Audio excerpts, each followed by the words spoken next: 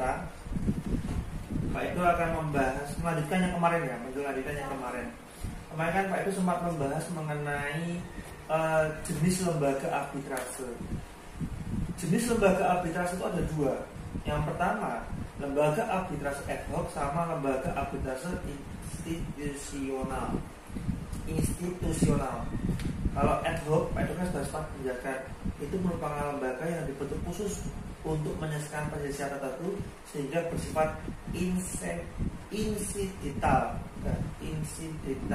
detil.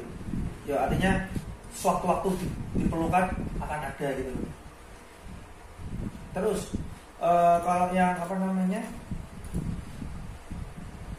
institusional adalah lembaga atau badan yang bersifat permanen.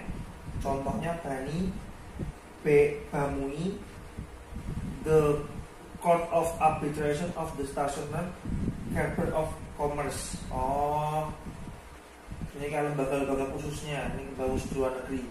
Jadi ada lembaga khusus yang mengkhususkan diri untuk menyelesaikan penyelesaian arbitrase seperti BANI, BAMUI sama the Court of bla bla bla gitu ya. Oh ya, Pak Edo mau bahas dulu. Katanya dari teman-teman di sini nih pada belum paham betul apa sih yang dimaksud dengan arbitrase. Arbitrase itu, Pak Edo kan udah pernah bilang, itu tuh cara alternatif penyelesaian sengketa tanpa melalui jalur peradilan. Nah, yang diurus di arbitrase itu bukan perkara pembunuhan, bukan perkara penipuan, terus bukan perkara manipulasi, bukan perkara pemerkosaan dan sebagainya, bukan tentang administrasi negara, bukan tentang tata negara, bukan tentang perkawinan, bukan.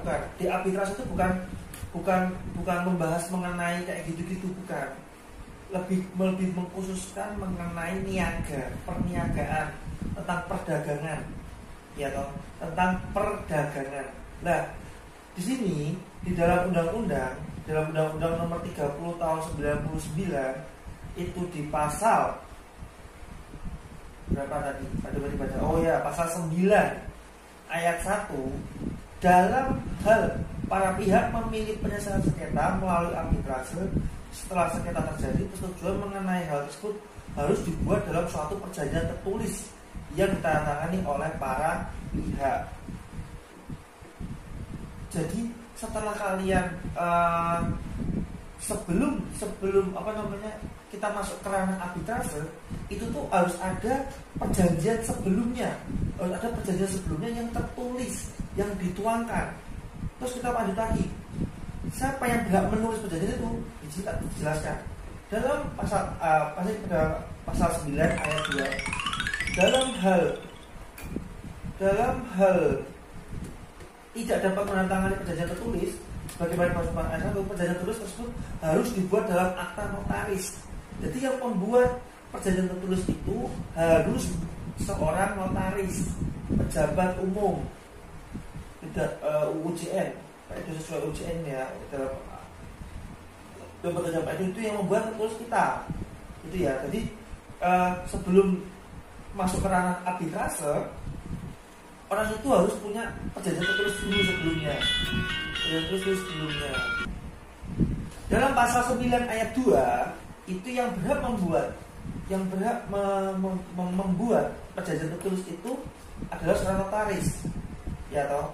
Dalam hal yang dapat menandatangani perjanjian tertulis sebagaimana dimaksud dalam ayat 1, perjanjian tertulis itu harus dibuat dalam akta notaris. Jadi itu khusus untuk yang buat notaris. Nah, terus kita lanjut lagi yang ayat 3, dalam pasal 9 ayat 3 itu harus tertera di dalam perjanjian tertulis, tertera. Yang pertama, masalah yang dipersengketakan, itu yang poin A. Poin B, nama lengkap dan tempat tinggal para pihak. Terus yang poin C, nama lengkap atau tempat tinggal arbiter atau majelis arbiter. Terus yang keempat, tempat arbiter atau majelis arbiter akan mengambil keputusan. Yang kelima, nama lengkap sekretaris. Yang keenam, jangka waktu penyelesaian sengketa. Yang kedelapan, pernyataan kesediaan dari arbiter. Terus yang kesembilan, pernyataan kesediaan dari pihak yang bersengketa untuk menanggung segala yang diperlukan untuk penyelesaian sengketa, arbitrase. Nah, dari berapa poin tadi? A, B, C, D, E, F, G, H. F, G, H. Berapa? H itu berapa? 9 ya, 9 poin ya, ada 9 poin. Itu harus ada di dalam perjanjian tertulis. Harus ada di perjanjian tertulis. Kalau ini tidak ada di perjanjian tertulis, ranah ini bukan termasuk ranah arbitrase, melainkan ranah peradilan umum. Jadi pada tegasan lagi di sini ya, di sini perbedaannya antara peradilan umum dengan peradilan arbitrase itu berbeda halnya. Makanya di sini harus teman-teman harus paham dulu ya, teman-teman mahasiswa harus paham dulu. Jadi kalian bisa adanya kalian diangkat sebagai seorang arbiter, kalian tuh harus paham ini perjanjian ini masuknya ranah peradilan umum kah atau ranahnya peradilan arbitrase, kayak gitu loh. Jadi harus ada kepahaman di sini, harus paham gitu ya.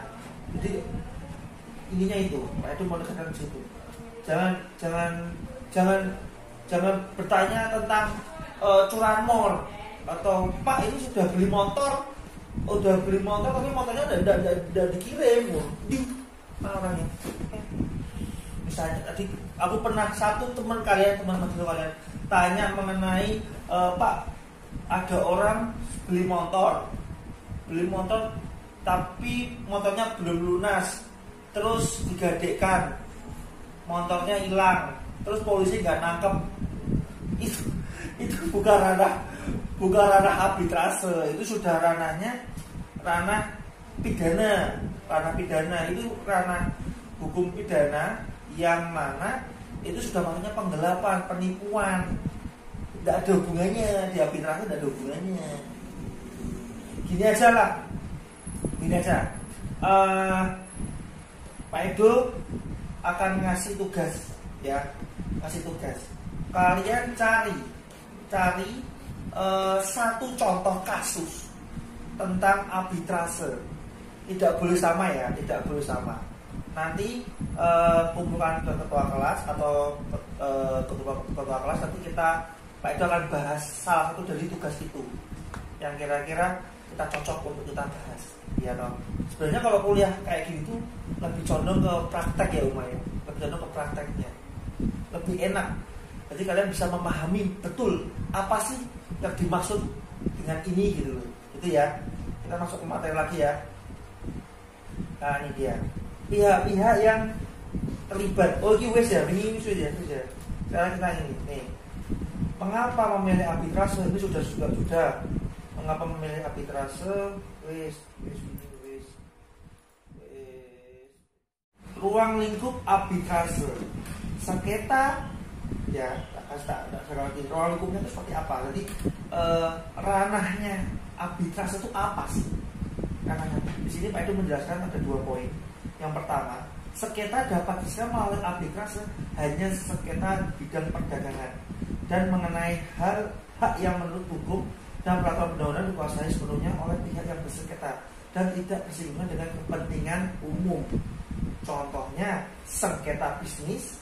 Yang kedua, ketenagakerjaan dan lain-lain. Nah, ini contohnya ya. Contohnya itu saya tak kasih clue. Kalian tinggal mencarinya di tugas kalian kayak gitu ya. Terus yang kedua, ranah yang kedua, sengketa yang tidak dapat diselesaikan melalui arbitrase adalah sengketa yang menurut peraturan perundang-undangan tidak dapat diadakan perdamaian. Nah, nek perdamaian Pak Edo mau tanya nih. Bisa nggak kalian damai sama orang yang sudah bunuh ibu kalian? Atau bisa nggak kalian damai dengan seseorang yang sudah merusak harkat martabat seorang wanita, yang mana wanita itu adalah adikmu sendiri atau kakakmu sendiri? Bisa nggak? Kalau kayak gitu nggak bisa kita menggunakan jalur arbitrase. Itu udah masuk jalurnya jalur hukum peradilan umum, pengadilan negeri gitu, atau maksudnya ranah pidana yang sudah jatuhnya sudah pemerkosaan, pembunuhan dan lain-lain gitu ya. Sekarang kita masuk ke poin slide ke-7 ya. Lembaga arbitrase adalah badan yang dipilih oleh para pihak yang bersengketa untuk memberikan putusan mengenai sengketa tertentu. Lembaga tersebut juga dapat memberikan pendapat yang mengikat mengenai suatu hubungan hukum tertentu dalam hal belum timbul sengketa. Nah, di sini adalah badan yang dipilih oleh para pihak yang bersengketa untuk memberikan keputusan mengenai sengketa tertentu. Lembaga tersebut juga dapat memberikan pendapat yang mengikatkan mengenai suatu hubungan hukum tertentu dalam hal belum timbul sengketa. Oh, jadi intinya gini. Pada Pak Edo itu sebelum ada sengketa, ya toh, sebelum terjadi sengketa, kita memayungi permasalahan, ya toh, itu dengan cara kita memilih dulu lembaga arbitrase yang kita pilih. Contohnya gini aja. Suatu ketika kamu memiliki pabrik, ya toh, kamu memiliki pabrik.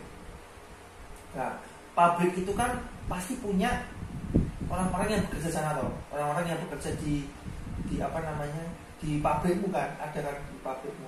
Nah, mesti kan kamu kan memproduksi barang di situ, Nah, kemungkinan besar kamu dan anak buahmu atau pekerja buruhmu itu akan ada namanya titik permasalahan. Pasti ada titik permasalahan, ada kesenyambungan yang nggak lancar. Jadi membuat pabrikmu itu jadi terhenti sementara atau mogok sementara, dan itu kan membuat omset perusahaan jadi berkurang, membuat kamu jadi rugi, ya seperti itu. Nah, itu kamu bisa memayungi hal-hal seperti itu dengan membuat perjanjian kontrak, ya, atau perjanjian kontrak antara kamu dan buruhmu. Tapi kamu juga harus memilih lembaga arbitrase yang akan untuk menyelesaikan masalahmu gitu loh. Paham ya Mas ya, Mbak? Terus yang selanjutnya, syarat-syarat seorang arbiter lah ini bagus nih. Ini Pak Edo ngomong, ini bagi teman-teman yang mau menjadi seorang arbiter ini perlu diingat. Yang pertama, cakap melakukan tindakan hukum. Yang kedua, berumur paling rendah 35 tahun. Jadi sekarang umur berapa? Umurmu sekarang paling 20, 21, 20 lah. Nah, terus kamu belajar sebanyak-banyaknya bagaimana cara menjadi seorang arbiter. Nah, kalau saat umurmu 35, kamu boleh diangkat menjadi seorang arbiter. Kayak gitu ya. Yang ketiga, tidak mempunyai hubungan keluarga saudara atau semenda sampai dengan derajat kedua dengan salah satu pihak bersengketa. Ini maksudnya tidak ada hubungan darah, bukan bapakmu, bukan ibumu, bukan saudaramu, terus semenda dengan derajat kedua. Derajat kedua itu ya sama, derajat kedua. Derajat pertama kan keturunan pertama. Derajat kedua itu kan adiknya bapak ibumu, itu gak boleh. Yang keempat, tidak mempunyai kepentingan finansial atau kepentingan lain atas putusan arbitrase. Nah, di sini hebatnya tidak mempunyai kepentingan finansial. Jadi kamu menyelesaikan arbitrase, jadi kamu seorang menjadi arbitrase di situ, kamu tidak ada kepentingan mendapatkan mendapatkan finansial atau kepentingan lain dalam putusan itu. Jadi harus bersifat menengahi. Yang kelima, memiliki pengalaman setelah menguasai secara aktif di bidang paling sedikit 15 tahun. Nah, ini bisa kalian pelajari. Karena masih umur 21 tambah 15 berarti berapa? 36. Berapa 36? Kalian bisa jadi. Terus bukan hakim, bukan jaksa, bukan panitera, bukan pejabat pengadilan tinggi lainnya. Terus dari sini bukan hakim, jaksa, panitera, dan pejabat pengadilan. Kalau pengacara boleh tidak kira-kira? Ayo, pengacara boleh tidak? Boleh tidak? Boleh. Tapi ya pengacara itu jeleknya kalau dia tidak dibayar sama orang, ya sudah dia milih bayarannya. Terus perjanjian arbitrase adalah suatu kesepakatan berupa klausul arbitrase. Oh ini buat minggu depan aja ya. Ini buat minggu depan. Udah. Dadah. Assalamualaikum warahmatullahi wabarakatuh.